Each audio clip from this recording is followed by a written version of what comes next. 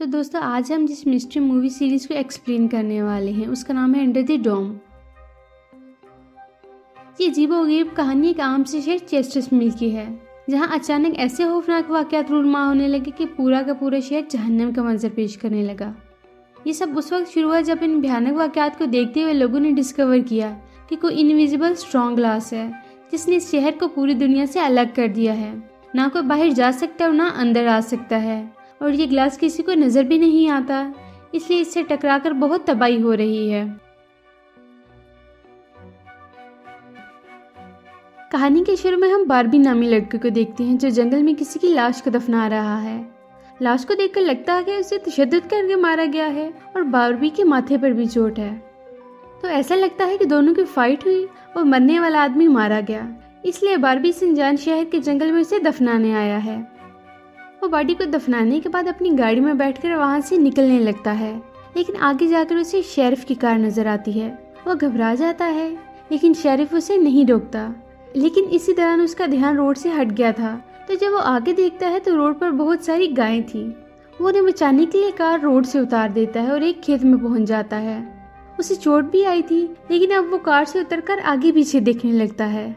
इसी दौरान बहुत जोरदार अर्थक्वेक आता है और जमीन जोर जोर से हिलने लगती है, और अचानक एक चीज जोर से जमीन से टकराती है और फिर अर्थक्वेक रुक जाता है। वो इस चीज को ढूंढने के लिए आगे पीछे हाथ बढ़ाता है, तो टच करके उसे पता चलता है कि ये तो कोई इनविजिबल वॉल है, और वो इतनी शार्प थी कि उसने गाय को 2 टुकड़ों में बांट दिया। घर और जो चीज इसके नीचे है वो डिवाइड होगी। वहाँ जॉय नाम का लड़का भी आता है और बारबी से पूछता है कि तुम ठीक हो। वो भी इस इनविजिबल वॉल को देखकर हैरान रह जाता है। लिंडा और शेरिफ को पता चलता है कि शहर की पावर लाइन कट चुकी है, इंटरनेट और टेलीफोन लाइंस भी बंद हैं। शहर का सैटेलाइट से कनेक्शन भी बंद हो चुका है। लोग देखते हैं कि एक प्लेन जो कि आसमान में उनके शहर की तरफ आ रहा था, वो इस इनविजिबल वॉल से टकराकर तबाह हो गया है। ये देखकर सब लोग डर जाते हैं और उन्हें पता चल जाता है कि उनके शहर एक डोम यानी गुम्बदनुमा इनविजिबल वॉल में कैद हो गया है। तो सब लोग डर जाते हैं। पिल्ले और उसकी असिस्टेंट डूडी जो एक रेडियो स्टेशन रन करते हैं, वो देखते हैं कि सिग्नल नहीं मिल रहे, तो वो सिग्नल्स को वापस लाने की कोशिश करते हैं, लेकिन नहीं कर पा रहे थे। वो कंफ्यूज भी थे कि ऐसा क्यों हो रहा है, तो वो इस मौका से फायदा उठाने का फैसला करते हैं ताकि इनकी शो की रेटिंग्स हाई हो जाएं। उधर बारबी इस डोम के वॉल के पास बैठा था।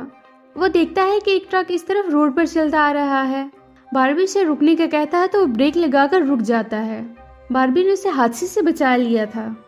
अब रोड पर उसी जगह जहां बारबी था पुलिस आती है, लेकिन उन्हें कुछ समझ नहीं आ रही थी। शहर का कौंसलमैन बिग जिम भी वहां आता है, लेकिन वो भी कंफ्यूज था कि ये चीज है क्या, कहां से और क्यों यहाँ आ गई है।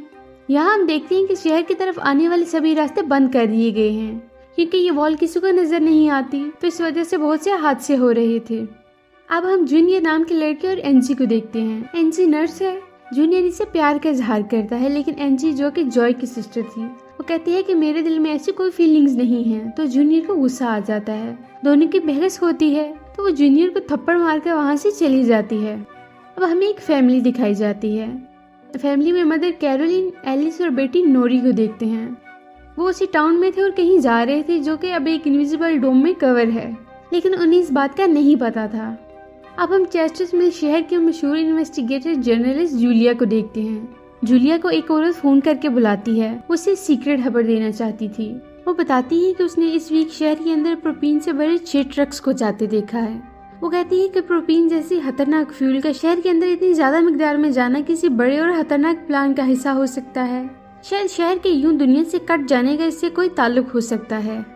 जूलिया इस औरत से इस बारे में इन्वेस्टिगेशन करने का वादा करती है, लेकिन वो अपने काम में बिजी हो जाती है और अच्छे से इन्वेस्टिगेट नहीं कर पाती। बिग जिम रेडियो स्टेशन जाकर इमरजेंसी का ऐलान कर देता है। कैरोलिन, एलिस की फैमिली भी अपनी कार में अनाउंसमेंट सुनती है, लेकिन वो समझते हैं कि शायद ये फेक न्यूज है, इसलिए वो आगे बढ़ने लगते हैं। वो इस इनविजिबल वॉल तक पहुंच जाते हैं। इससे पहले कि वो टकरा जाते एक ट्रक को देखते हैं जो इस वॉल से टकराकर तबाह हो जाता है। उन्हें अंदाजा हो जाता है और वो रुक जाते हैं, लेकिन नोरी इस एक्सीडेंट को देखकर घबरा जाती है और उसे दौरे आने लगते हैं। वो बेहोश होने लगती है, लेकिन बेहोश होने से पहले वो किसी पिंक स्टार के बारे में बड़बड़ाने लगती है। वो उसे जल्दी से लेकर हॉस्पिटल जाते हैं। यहाँ वो देखते हैं कि शहर में जख्मी होने वाले बहुत से लोग यहाँ इलाज के लिए लाए गए हैं। बारबी और जूलिया यहाँ जख्मी लोगों को ला रहे थे। जूलिया का हस्बैंड डॉक्टर है जो कि इसी हॉस्पिटल में काम करता है। वो उससे मिलने जाती है, लेकिन उसे बताया जाता है कि उसका हस्बैंड संडे को कभी भी काम नहीं करता। लेकिन जूलिया को वो यही बताता है कि वो संडे को भी काम पर जा रहा है। जूलिया परेशान हो जाती है कि वो आखिर ये झूठ बोलकर कहाँ जाता था। हॉस्पिटल के बाहर एंजी और बारबी मिलते हैं। जूनियर ये देखकर खुश नहीं होता, वो जेलस हो रहा था। अब हम देखते हैं कि आर्मी ने शहर के बॉर्डर को सील कर दिया है। साइंटिस्ट भी इसके बारे में जानने की कोशिश कर रहे थे, लेकिन अब तक वो कुछ भी मालूम नहीं कर पाए थे। उधर हम शेरिफ और बिग जिम को देखते हैं जो प्रोपीन के बारे में बात कर रहे थे। उनकी बातों से अंदाजा होता है कि उन्हें इस इनविजिबल गुंबद के बारे में पहले से थोड़ा बहुत मालूम था, लेकिन वो खुलकर बात नहीं कर पा रहे थे। बारबी शहर में नया था जो बाहर नहीं जा पाया था। उसके पास रहने की कोई जगह नहीं थी, तो वो अपनी कार में ही रुकने का फैसला करता है। वहाँ जूनियर आता है और उसे धमकाता है और कहता है कि वो एंजी से दूर रहे। बारबी को नहीं पता चलता कि आखिर वो इतना क्यों भड़क रहा है। वहाँ जूली आती है तो वो झगड़ना बंद कर देते हैं। अब हम देखते हैं कि कुछ टीनेजर्स एक जगह पार्टी कर रहे हैं। वहाँ जॉय भी आता है। वो एक लड़के से इन सब हालात के बारे में बात करने लगता है, तो उसे भी दौरा पड़ने लगता है और वो पिंक स्टार के बारे में बड़बड़ाने लगता है, जैसे कि नोरी ने बोला था। एंजी हॉस्पिटल से वापस घर आती है तो उसके घर में जूनियर आ जाता है। वो उसे किडनैप करके अपने फादर के शेल्टर रूम में ले जाता है। यहाँ पता चलता है कि वो बिग जिम का बेटा है और इसे इस डोम के बारे में पहले से पता था। इसके फादर को अपनी फैमिली की फिक्र थी, उन्होंने ये शेल्टर बनाया था। जूलिया बारबी को लेकर घर आती है ताकि वो रात को यहाँ रह सके। उसके पास रहने की कोई जगह नहीं थी। यहाँ बारबी उसके हस्बैंड की पिक्चर देखता है और ये वही आदमी था जिसको उसने सुबह मार के दफनाया था। अब हम फिर से लिंडा और शेरिफ को देखते हैं जो कि वॉल के पास नजर रखे हुए थे ताकि कोई भी गाड़ी यहाँ वॉल से टकरा न जाए। शेरिफ को अचानक से दौरा पड़ता है और वो मर जाता है। यहाँ हम बारबी का फ्लैशबैक देखते हैं। सुबह बारबी जूलिया के हस्बैंड से मिलने आता था। वो उससे पेमेंट की बात करता है तो दोनों में झगड़ा हो जाता है। इसी झगड़े के दौरान एक्सीडेंटली डॉक्टर को गोली लग जाती है और वो मारा जाता है। इसलिए बारबी सजा से बचने के लिए उसकी बॉडी को जंगल में दफना देता है। जब उसकी आंख खुलती है तो वो देखता है कि उसकी चेन गले में नहीं है। वो जूलिया से इसके बारे में पूछता है। वो कहती है कि अगर मुझे मिली तो मैं दे दूंगी। उसे याद आता है कि वो चेन डेड बॉडी के साथ उसकी कब्र में ही गिर गई थी। जॉय का फ्रेंड बहन उससे मिलने आता है और उसे पिंक स्टार के बारे में पूछता है, जिसके बारे में वो लास्ट नाइट दौरा पड़ने के दौरान बड़बड़ा रहा था। जॉय को कुछ भी याद नहीं था। उधर रेडियो स्टेशन में डोडी एक डिवाइस की मदद से डोम से बाहर राब्ता करने में कामयाब हो जाती है। कुछ सोल्जर्स आपस में बात कर रहे थे, लेकिन डोडी कुछ भी नहीं बोलती और उन्हें सुनने लगती है। इन सोल्जर्स को इस बारे में कुछ भी मालूम नहीं था। लिंडा रेस्टोरेंट में आकर जिम को शेरिफ की मौत के बारे में बताती है। वो उसकी लाश को देखने मुर्दों को दफनाने वाले बंकर के अंदर लिस्टर के पास जाते हैं। शेल्टर में एंजी भागने की कोशिश करती है, लेकिन जूनियर उसे फिर से पकड़कर बेड पर चेन से बांध देता है। बिग जिम और लिस्टर बात कर रहे होते हैं। वो शेरिफ का दोस्त था और उसकी मौत से दुखी हुई था। जब लिंडा बाहर जाती है तो वो दोनों प्रोपीन की इम्पोर्ट के बारे में बात करते हैं जो पिछले मंथ हुई थी। वो तीनों ये बात जानते थे, लेकिन टाउन में कोई भी ये बात नहीं जानता था। अब चूंकि शेरिफ मर चुका है तो उन दोनों का राज खोलने वाला कोई भी नहीं बचा। लिंडा ऑफिस आती है तो देखती है कि जिम शेरिफ के ऑफिस में कुछ ढूंढ रहा है। लिंडा के पूछने पर वो बताता है कि वो शेरिफ की वसीयत के कागजात ढूंढ रहा है, जबकि वो प्रोपीन की इम्पोर्ट से जुड़े कागजात ढूंढ रहा था ताकि वो उन्हें हासिल करके अपने पास रख ले। अगर वो किसी और के हाथ लग गए तो उनके लिए परेशानी बन सकती थी। वो बाहर आकर लिस्टर को बताता है कि पेपर इसके ऑफिस नहीं है। हो सकता है कि वो उसके घर हूँ, तो वो लिस्टर को पेपर लेने उसके घर भेज देता है। अब जूलिया रेडियो स्टेशन जाती है।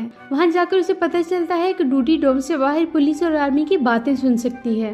वो सुनते हैं आर्मी वाले प्लान बना रहे हैं कि वो जमीन को खोदकर अंदर जाएं और इस डोम को स्टडी करने की कोशिश करेंगे।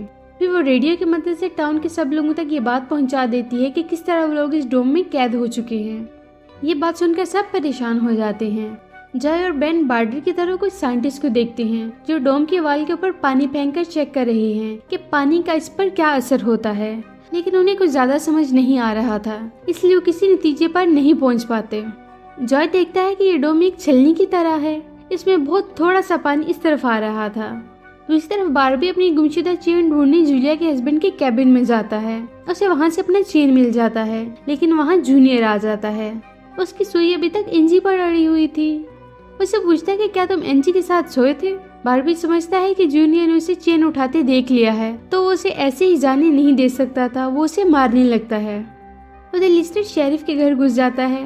वो प्रोपीन इम्पोर्ट के कागजात ढूंढने लगता है। उसे वो पेपर मिल जाते हैं। वो उन्हें आग लगाकर फेंक देता है, लेकिन बेध्यानी में फायर पूरे ऑफिस में लग जाती है और देखते ही देखते आग फैल जाती है। ये देखकर बाहर बहुत से लोग इकट्ठे हो जाते हैं, लेकिन ये आग बुझाना मुश्किल था। फायर फाइटर ट्रक भी मौजूद नहीं था। आग ज्यादा देर रहती तो डोम के अंदर का टेम्परेचर बढ़ जाएगा, जो कि उनके लिए खतरा है। तो वो सब मिलकर पानी लाते हैं और आग बुझाने लगते हैं। बार्बी और लिंडा भी वहाँ हेल्प कर रहे थे। घर के अंदर से लिस्टर की चीखने की आवाजें आती हैं, तो लिंडा अंदर जाकर लिस्टर को बाहर ले आती है। वो जख्मी हो चुका था, इसलिए उसे इलाज के लिए हॉस्पिटल ले जाते हैं। बार्बी सबको लीड कर रहा था। सब लोग मिलकर काम कर रहे थे, लेकिन आग बुझ ही नहीं रही थी। जिम लोडर ले आता है और घर गिरा देता है, जिससे आग बुझ जाती है। तो सारे थके हुए लोग अब इकट्ठे हैं और बातें करते हैं। इनमें से एक पुलिस वाला आदमी पॉल घबरा जाता है और कहता है कि हम सब इस डोम में फंस चुके हैं, हम कभी भी इससे बाहर नहीं निकल पाएंगे। ये डोम इस आग से उठने वाले धुएं को बाहर नहीं निकलने दे रहा, तो हम कैसे निकलेंगे। वो डोम पर फायर करता है और वो गोली डोम से टकराकर दूसरे पुलिसमैन को लग जाती है और वो मारा जाता है। वो पॉल को अरेस्ट कर लेते हैं।